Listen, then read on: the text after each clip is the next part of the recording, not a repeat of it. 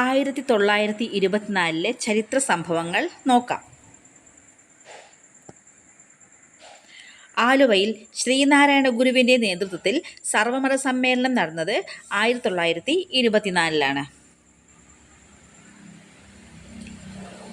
വൈക്കം സത്യാഗ്രഹം ടി.കെ. മാധവൻ നേതൃത്വം നൽകി.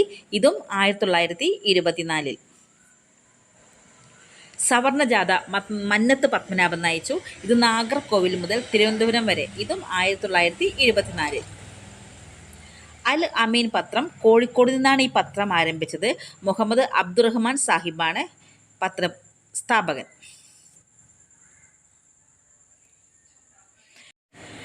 ഗാന്ധിജിയുടെ ആദ്യ വട്ടമേശ സമ്മേളനം ബെൽഗാം സമ്മേളനം എന്നറിയപ്പെടുന്നു. ഇതും 1924. 99 വെള്ളപ്പൊക്കം.